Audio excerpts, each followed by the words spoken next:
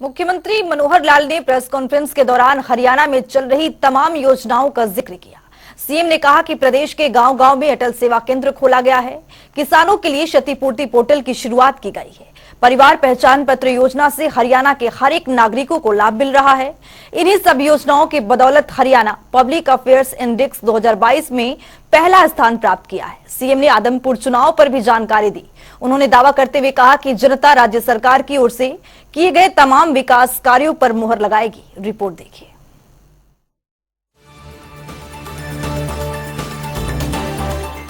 हरियाणा के मुख्यमंत्री मनोहर लाल ने मंत्रिमंडल की बैठक के बाद प्रेस वार्ता की, जिसमें उन्होंने सीएम विंडो और अटल सेवा केंद्र समेत प्रदेश के तमाम योजनाओं का जिक्र किया। सीएम ने कहा कि प्रदेश के गांव-गांव में अटल सेवा केंद्र खोला गया है, जिससे प्रदेश वासियों को इसका भरपूर लाभ मिल रहा है। सीएम मनोहर लाल ने क्षतिपूर्ति पोर्टल का जिक्र करते हुए कहा कि किसानों के लिए प्रदेश में क्षतिपूर्ति पोर्टल लॉन्च किया है, ताकि किसान मौसम की मार से खराब होने वाली अपनी फसलों की पूरी जानकारी क्षतिपूर्ति पोर्टल पर अपलोड कर सके और योजना का लाभ उठा सके। सीएम मनोहर लाल ने पब्लिक अफेयर्स इंडेक्स 2022 का जिक्र करते हुए हरियाणा की उपलब्धि का बखान किया। सीएम ने कहा कि हरियाणा सरकार का जनहितैषी नीतियों के चलते ही हरियाणा देश के अग्रणी राज्यों में शुमार होता जा रहा है। देखिए, 8 साल से लगातार हम इन कामों में लगे हैं। आपको याद होगा 2014-25 दिसंबर को एक हमने घोषणा की थी सीएम विंडो की। अब वो सीएम विंडो आज भी, ये ठीक है, 100% लोग पसंद नहीं हो सकते, संतुष्ट नहीं हो सकते। 2-5% ऐसे भी होते हैं कि हमने लगाई थी, उसमें फिर जिस आदमी के खिलाफ शिकायत थी उसी आदमी को पहुंच गई, गलत ढंग से निपटारा कर दिया। अब उसके लिए आगे फिर रास्ते हैं, दोबारा से फिर वो शिकायत भी करता है, उसी की करता है, नहीं तो एफआईआर कराता है, नहीं तो सुनवाई होती है उसकी, ग्रीवेंस कमेटी में होती है, सब जगह होती है। मैं तो जहाँ जाता हूँ कहता हूँ कि जो पिछली ग्रीवेंसेज लंबे समय की सीएम पोर्टल पर रुकी हुई हैं या जो लोग संतुष्ट नहीं हैं, ऐसी भी 5 कंप्लेंट्स लगाओ। तो ऐसी कंप्लेंट्स को बार बार सुन करके, लेकिन लोगों को एक जिसको कहना चाहिए प्लेटफॉर्म मिला, लोग संतुष्ट हैं। 8 लाख से ऊपर एक्शन टेकन रिपोर्ट्स हमारे पास उपलब्ध हैं कि जिनके हल किए गए मामले। तो ये लगातार चलने वाला प्रोसेस है। ऐसे ही टेक्नोलॉजी के माध्यम से कितनी चीज़ें हमने, डोर डिलीवरी जिसको कहते हैं, government at the door step, ये सारे काम किए कि वहीं बैठे बैठे आपको सब योजनाओं के का लाभ, सब सर्विसेज का लाभ, ये सब वहाँ मिलेगा।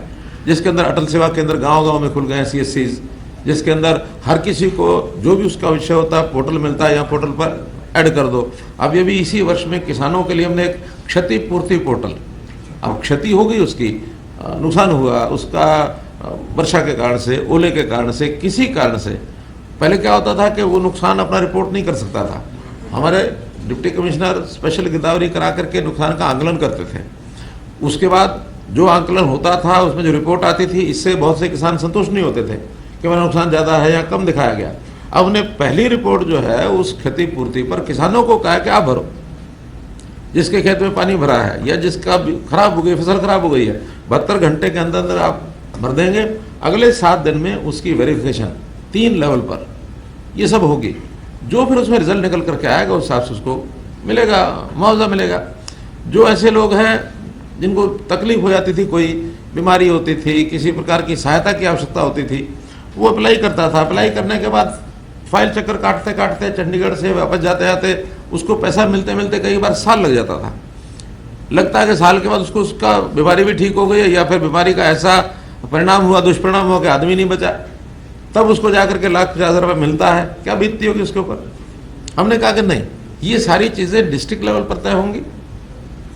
अप्लाई करना है ऑनलाइन, हर डीसी के पास वो चीज़ पहुंचेगी। हर 15 दिन में मीटिंग करेंगे और 15 दिन में वहाँ का सीएमओ है, डीसी है और जो भी डिपार्टमेंट उसमें सहायता करने वाला वो डिपार्टमेंट बैठेगा।